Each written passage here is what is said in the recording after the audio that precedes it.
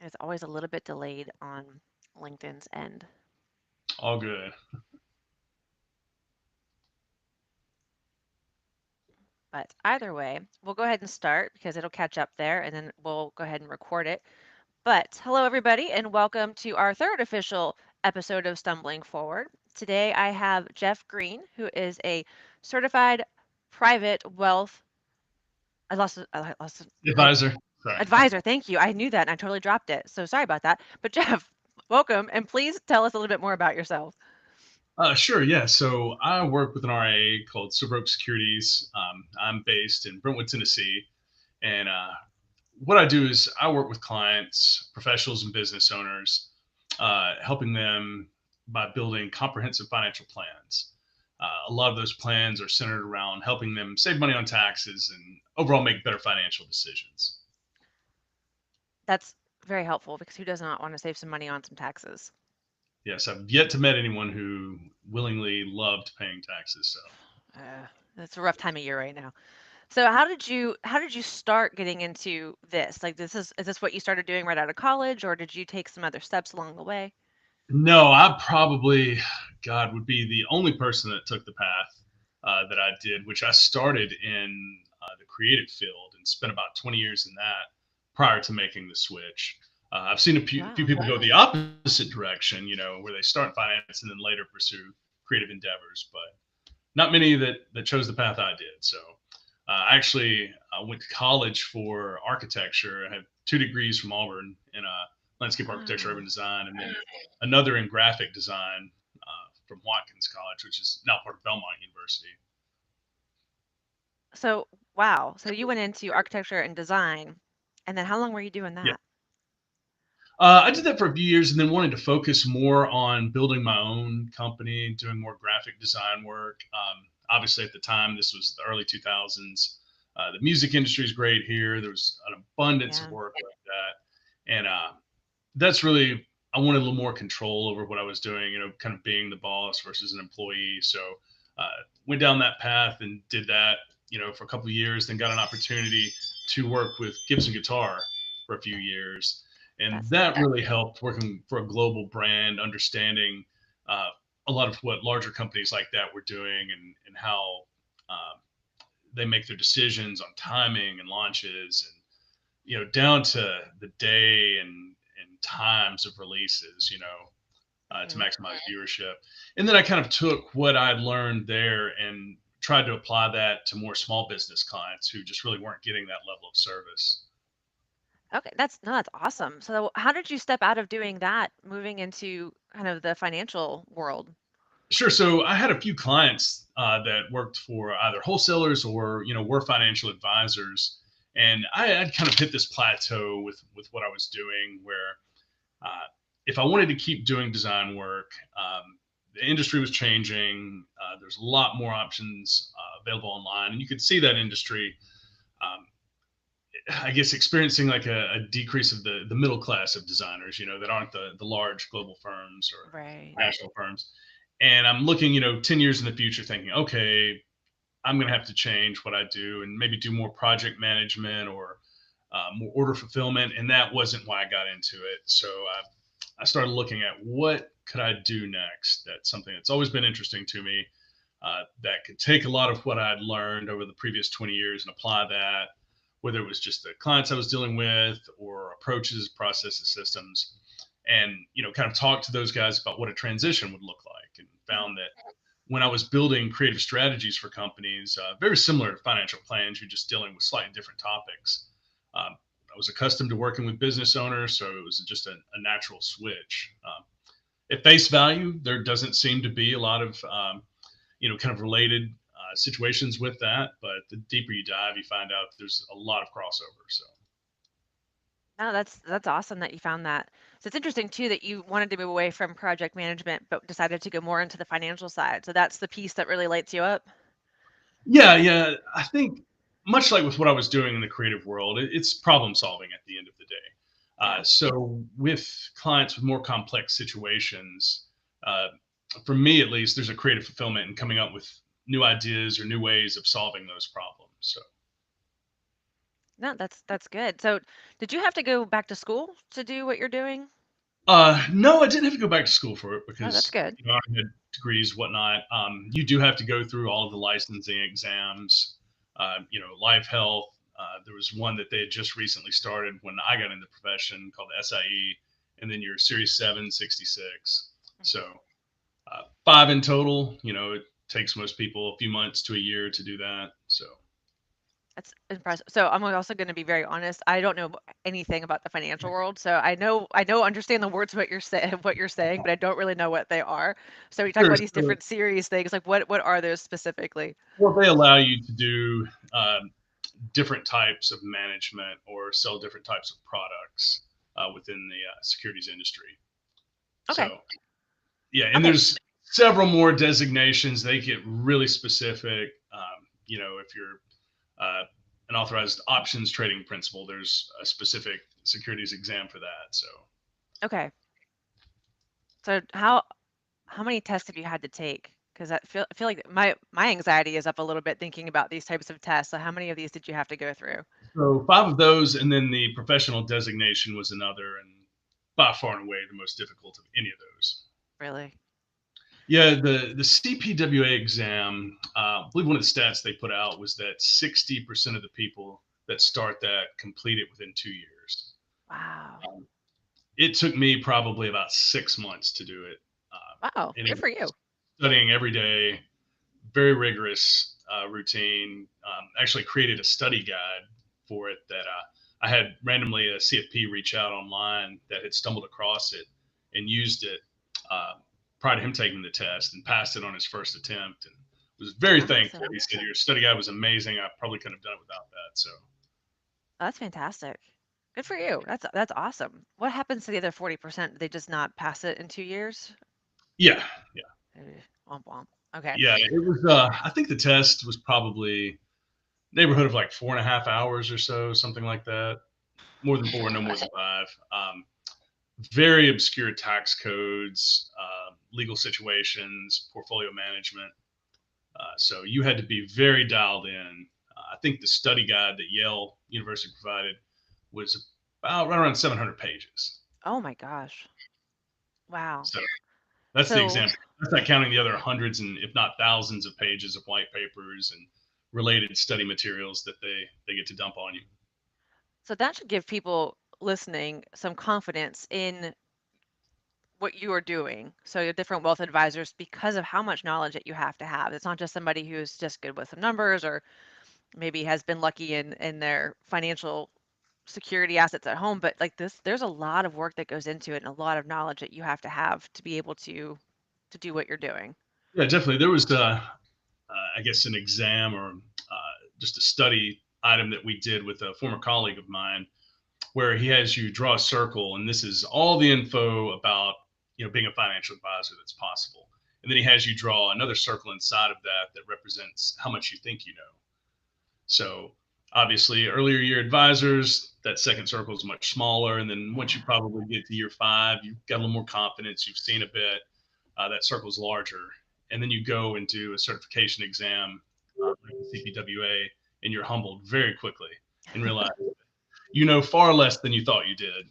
So, Well, that explains a lot because this is one of those areas where I definitely we lean on professionals to help with this piece because if there's so much that you don't know after having studied and going through all of that, I can only imagine how many blind spots that the rest of us have.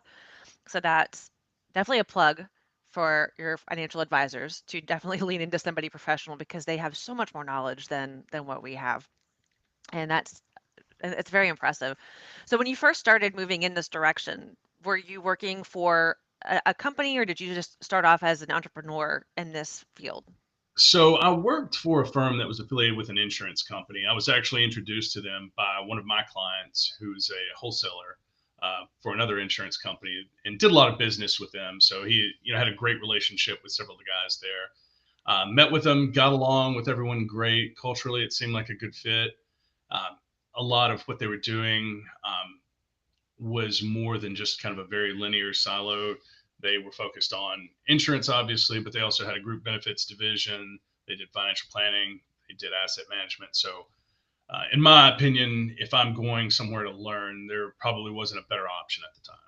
Good, good. So what were some of the biggest challenges that you had initially starting off? So we had our second and third child within a few months of me starting the company. So in between that, and also having a 1.5-year-old at home at the time, I'm studying these licensing exams, which I had, my own personal experience with investments, but that's a far cry from, what you're learning diving into that level of expertise. Hmm. So doing all that, buying a home shortly thereafter, maybe 8 months into that was about as challenging, I think, as I could have made it. It's a lot going on. So Yeah, I was so a complete three zombie children. for the first year. So That's a lot. Yeah, if you're taking the test, moving, three kids, newborns, that's a lot on your plate.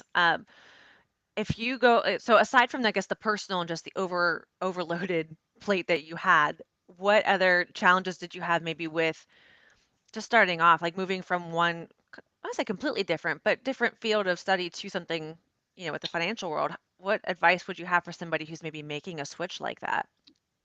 yeah, it was difficult in the sense that, you've spent probably, in my case, about 20 years of my life honing this persona of what I did and really pushing that.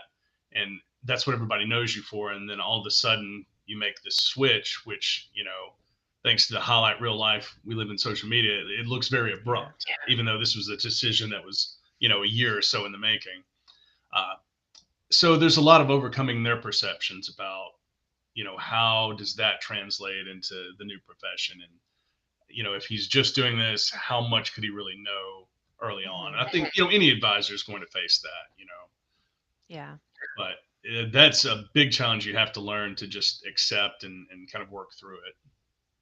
that makes sense. So many of your customers, are they through like word of mouth? Is this something that you are kind of drumming up through social media? Like, how are you finding new clients?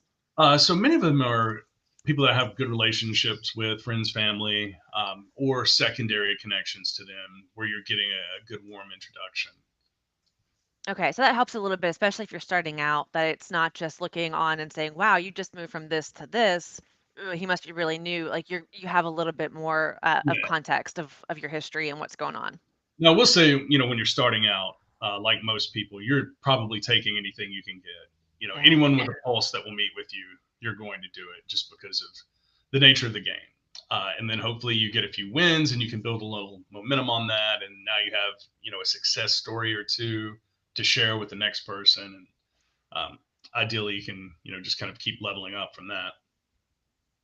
No, that makes sense. That makes sense. So you mentioned that you went to this firm when you first started out. How long were you there, and did you stay there until you went to where you are now, or was there some steps in Yeah, I between? stayed there. I guess I was there probably about 4 years or so.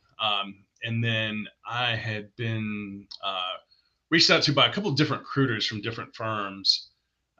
One was to take over a pretty large book for an advisor that was retiring, uh, who chose not to retire. So that deal kind of fell apart. And then Oh, I had found this firm, um, which offered a little bit more freedom with what I could do as far as like creating my own DBA, what I wanted to focus on, without some of the uh, contractual requirements that some insurance companies may have or whatnot. So it was just really a lot more in line with I knew the time I wanted to spend and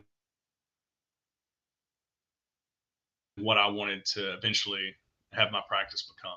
Just seemed like a great fit. good, good. So you've been an entrepreneur pretty much since the get-go.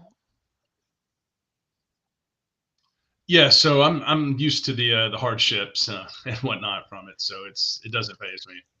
And That's same thing, that's like when you good. first begin financial services, you're going to hear no a lot.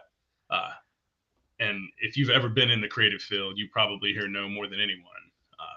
Gallery rejections, whatnot, debates about costs, all those things. So I had uh, developed pretty tough skin before I even got into this industry. So That's it's helpful because you mentioned, hearing no a lot. And I'm a relatively new entrepreneur, never planned on being an entrepreneur, just kind of fell into it recently.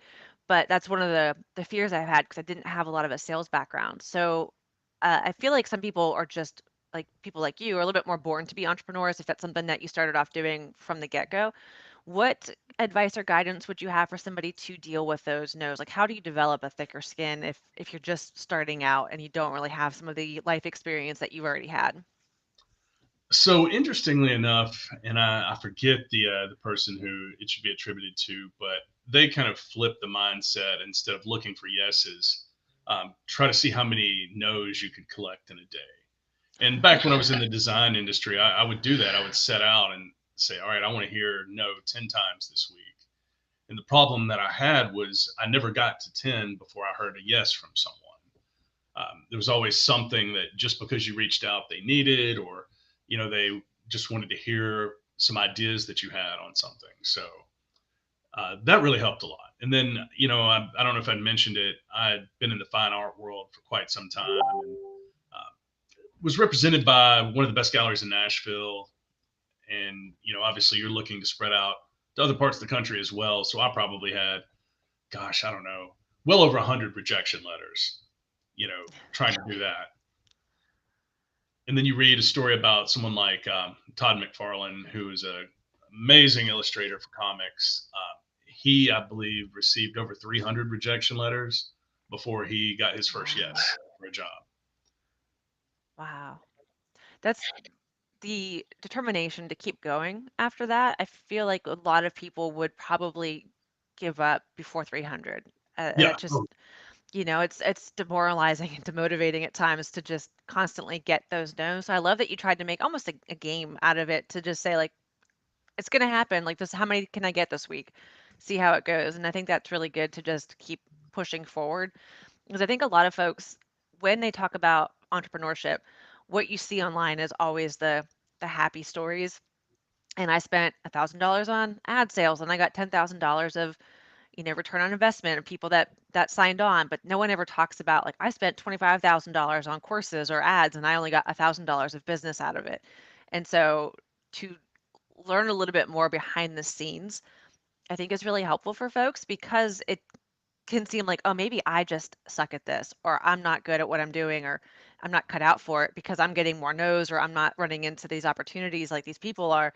But they're not sharing the runway of the no's that they got up to this point, or how many trial and errors they had before they figured out what works. And so I love that the honesty though of like you're gonna get no's, just roll with it. But and how to do that because I think that's something that we don't really explain how to fail in a way that's productive. And that's kind of what the podcast is stumbling forward. Like it might be a stumble, but if it's moving you in the right direction, it's not a bad thing. And so I like that that's something that you just had built into your process. And I think it's always great when people are a little more brutally honest about their situations because it's very relatable. Hmm. There was a private wealth family office that I ran across, and one of their founders was on LinkedIn talking about booking flights to cities and booking hotels to meet with a prospect that never happened and doing Oh, all these things. And you think, okay, so they just didn't fall face forward into something and, luck into any of these situations. It took a lot of no's and a lot of wasted time and effort to get to that point. So, yeah. No, I mean, that's terrible. They had to book flights to go somewhere for a no-show, but it helps to know that it's not just you. So when you're like, hey, I have a meeting today and I'm really excited, and then they no-show, you're like, well, at least I'm at home in my pajama pants, or whatever it might be. Like I didn't have to go out and do that, and it's okay. We'll just, what do I learn from this and how do I move forward? And so yeah. I think that's that thick skin and just how do you look at it as an opportunity? Like what could we do differently next time? Or maybe sometimes it's something that you can do, but just it's a lesson learned. Just roll forward and try for the next one and just let this one roll off your back. And I think that's really important and it's not talked about or taught enough. And I think people just tend to get a little bit disheartened because it can be disheartening, especially if you see everybody around you on social media posting all these success stories and you're like, man, maybe it's just me. And it's not. It really is not. And, with, I guess, or at least the college programs that I've been a part of, they teach you to be really good at doing that thing, but not necessarily some of those entrepreneurial skill sets of how to run a business and how long it will take you to do this. Hmm. So and that's something I know there's time, limited time, so you can't devote, a year of course Right. to that, but helping guide those people and, whether it's literature they can read or whatnot, to help understand that I think would make everybody's lives so much smoother. Yes, for sure. I think just the awareness of it is helpful because again, sometimes you don't know until you stumble across it or until somebody actually does share it and you're like, "Oh, okay, this is normal," but it's almost not talked about at all. And so it does tend to just feel like, "Okay, what do I do with this?" So no, I think that's great. And so you've had a really varied experience. So you said fine art. Were you actually making the fine Yeah, art or were yeah, you so okay, so like what kind? This is it's take a step more backwards, but like what did you do? abstract, small format works. I've sold stuff all over the country. Done some pretty large shows in LA, Chicago, through a gallery that I was with. Another one, Red Dot Fair in Miami. It's affiliated with Art Basel. If you've ever heard of that. Yeah. And it was a situation where I probably spent about, God, if I had to guess, maybe 5 years trying to get in with this gallery. So hearing no Wow. consistently once a year, and then finally, it was the right time for everything. Developed my work obviously over that 5 year period. They said yes, and then it just took off at that point. There was one of the premier dealers of works on paper in New York City that wanted to take on my work, which would have been, essentially, you're a well known artist now. Now you're starting to be in more publications and things. Unfortunately, this was about 2009. And if you remember what was going on with the stock market then, people were not buying art.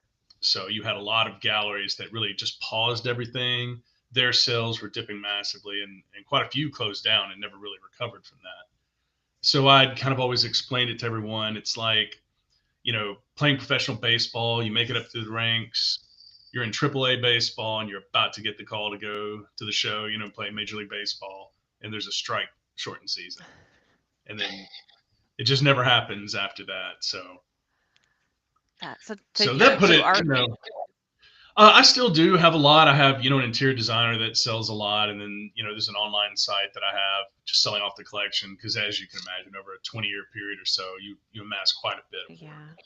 Do So you still do you still do art or like make art or is it just selling kind of what you had at that yeah, point? it's And really finding what I have. Now my extent of it is really more just drawing with my kids and things like that, and managing their request, and, having a good time with them. So oh, that's good. That's good. I'm glad that you're still at least doing something with that.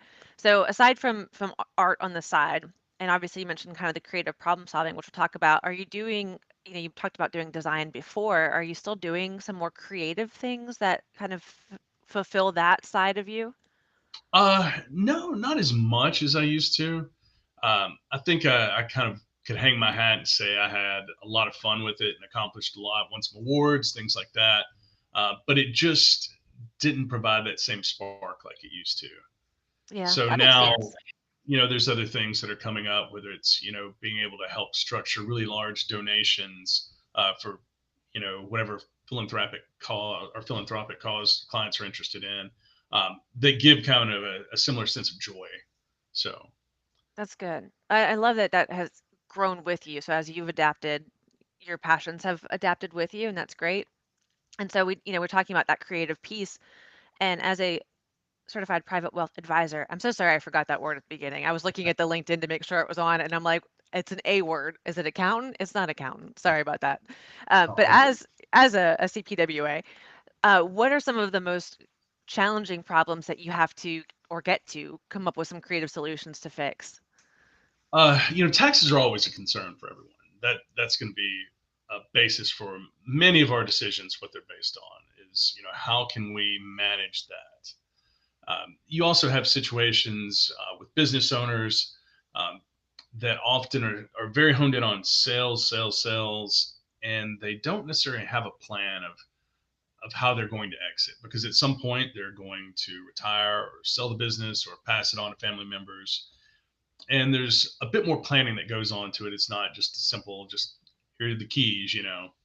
Uh, and I think being able to help solve those issues and bring about ideas that they just may not have thought of in the past, and really help them understand how things work, and on the other hand, what happens when things go poorly. Yeah. So how do you deal with that? Because I feel like that's an area where, as I mentioned earlier, a lot of us other folks are not as well trained or well knowledge in that area, and so there's a lot of pressure.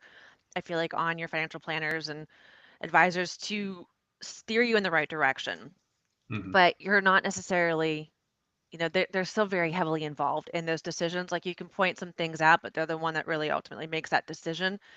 But I feel like there's some pressure. So one, how do you handle that type of pressure of dealing with people's money? That's their livelihood.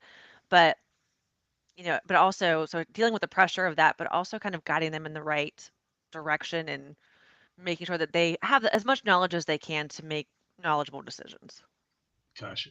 So money is a very emotional subject for people, Yes. and often their emotions drive a lot of their decisions. So, as an advisor, and this could be anyone, regardless of designation, your job is really to help manage those emotions because those decisions often can adversely affect you. So, if we can do that, we're doing a great job there.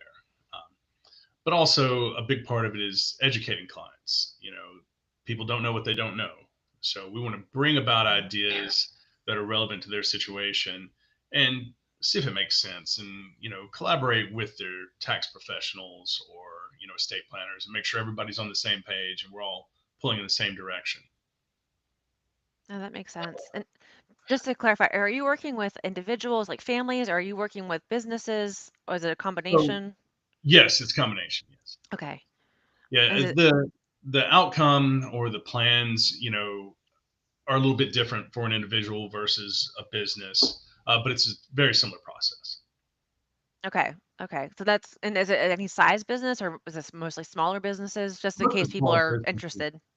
Yeah, mostly smaller businesses. Okay. Excellent. Yeah, and that Excellent. could be, from the solopreneur to, uh, depending on who you ask, the cap for small businesses is usually 15 to 20 million a year in revenue. So there's a wide gap, but usually beyond that, they have teams and systems in place to regularly audit a lot of the inefficiencies that we would find for them. No, that's good. Yeah, we just finished doing our taxes a couple weeks ago, and yeah, it's a doozy trying to go through. There's some different elements to my taxes this year than there had been in previous years, and it's overwhelming. So it's definitely nice to have somebody that you can ask questions to and just get confirmation of before you feel like you're going to get audited or arrested. I don't even know what, but just there's a fear that comes from filling out your taxes wrong. So it's a little bit of pressure at the beginning of the year. Yeah, But definitely. I think it's always good too to have people that help give you ideas, not just at the last minute, but well in advance, so you can plan to incorporate yes, them. And that could be your CPA or an advisor or whomever. But working with the right people makes a massive difference. yes, for sure, for sure. So is there anything else? So I guess one question I have for you is if somebody is looking for a CPWA and interested in kind of vetting out their options, why should they pick you? Like, what is it that you are offering that you're like, look, this is something you're not going to get with anybody else because I'm Jeff and I'm awesome. Sure. So this might be a little long-winded, but if you look at all of the complete number of advisors in the country, let's just say for easy math, it's 300,000. About a third of those advisors have the CFP or Certified Financial Planner designation. Um, I'd kind of felt like that would be about a minimum of the level that me personally would want to work with. Okay. So let's say 100,000 have that. About 1% have the CPWA designation. So 3,000, 3,500 advisors in the entire country have that. So where the CFP is probably the full spectrum of financial planning, this takes one specific group, business owners and high net worth clients, and goes incredibly deep into their personal situations. And Okay. it's much more than asset management. It's risk mitigation, philanthropy, wealth transfer, uh, you know, business ownership change, things like that, where you just become highly astute to the circumstances of those that particular group. Okay. No, that makes a lot of sense. That's really that's good information to know because if again somebody who's not at all in the financial industry, I wouldn't really know the difference between the terms. So that's really good information. But thank you for that. Is there anything else that you wanted to highlight or cover, and then I'll ask in a moment where folks can find you if they're looking for you, but anything else that you wanted to make sure that we got out into the world today? No, you did a great job with it. I think sharing those stories about how creative work translates into this is, really valuable for others too, that are considering a career switch. And I've seen, dentists make the switch, and I guess Interesting. other related fields. But I think, like medical or creative are probably more extreme examples. But But I it's do like how you definitely tied that doable. together with the creative part because there's, yes, it's money and yes, there's like some black and white elements to it, but the creativity of how to, you mentioned transferring, a wealth and how to transfer businesses. And I think there's some creative solutions there that somebody who doesn't have that creative side might struggle with a little bit. So I think that is a really unique element that maybe somebody wasn't considering that should be considering that, that's the door's not closed. Right, and I think I shared the Forbes article with you that discussed a bit about how businesses were hiring more individuals with creative backgrounds because of how they approach solving problems versus more analytical mindsets.